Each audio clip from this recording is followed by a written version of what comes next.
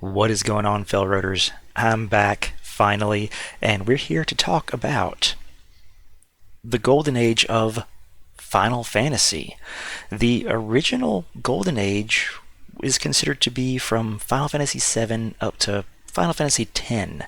And then we kind of entered this experimental period with Square Enix where, due to their experimentation and trying different things, the Final Fantasies weren't quite there. There were a lot of team changes as well in terms of directors, and then they attempted to, create their own game engine, which caused setbacks. And yeah, just setback after setback for Final Fantasy 13 and then 15, and then we get to 2020, and Remake comes out, and people are saying this might be a silver age for Final Fantasy, and I totally agreed with them. But now, looking back on it, now we're in 2023, and we might be entering a new golden age. I mean, think about it.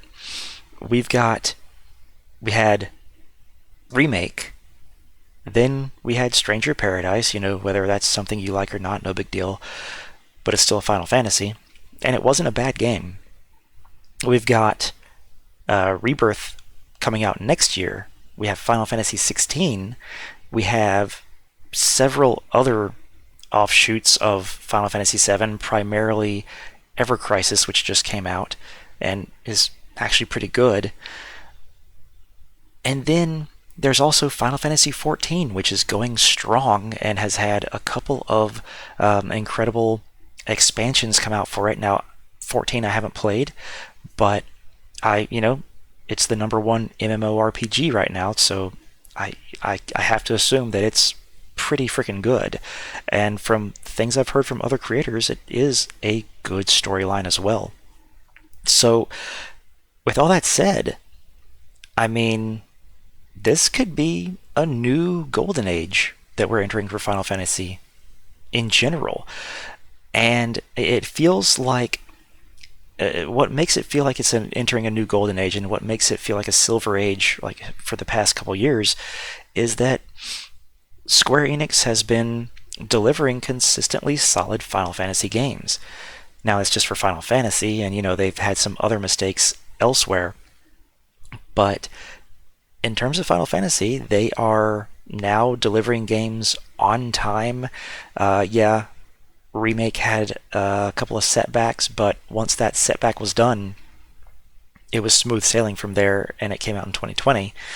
And, pandemic aside, that wasn't something that Square Enix had control over, and so that did delay them, but not by much. And when Rebirth comes out in February of 2024, we're going to, I think, get our answer as to whether we're still just in a silver age or whether we are in a new golden age.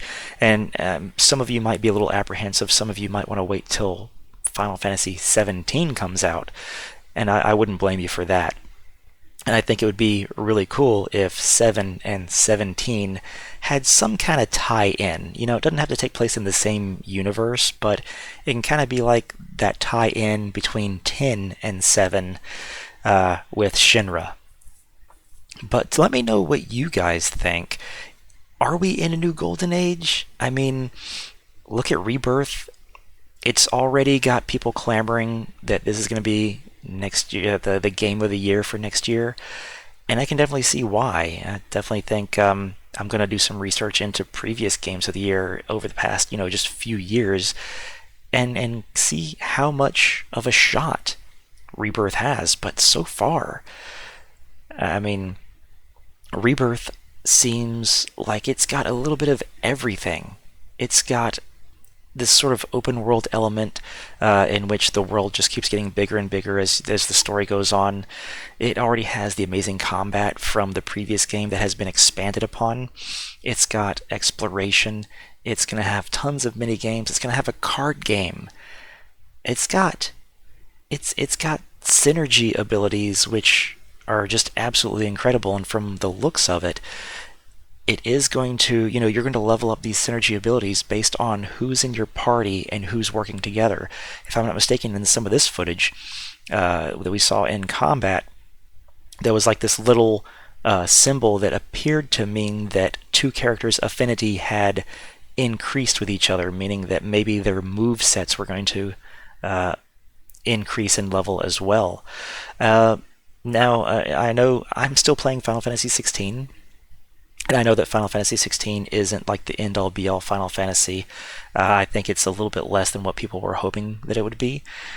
But in the Golden Age, in the original Golden Age, we had Final Fantasy VIII.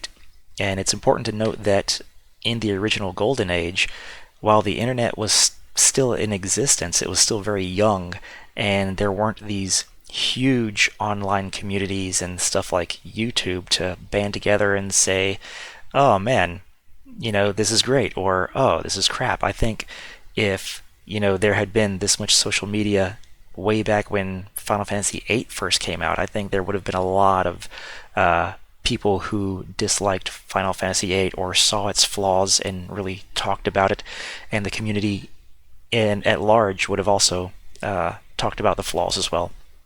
And that's not to say that Final Fantasy VIII isn't a fun game. I certainly enjoyed it back then. So I wouldn't even say that Final Fantasy 16 is this Golden Age's Final Fantasy VIII. I really wouldn't say that.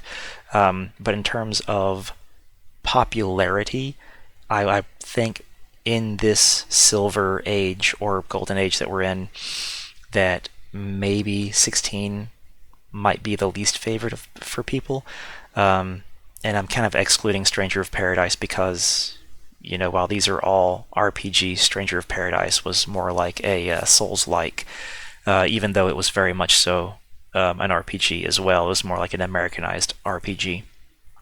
But yeah, so I look forward to hearing in a comment from you guys if you agree with me and you think that perhaps this is a new Golden Age. Let me know. Maybe when we get to Final Fantasy XVII, maybe 2 or 3 years from now, maybe 3 or 4 years from now, maybe we'll see what happens with it.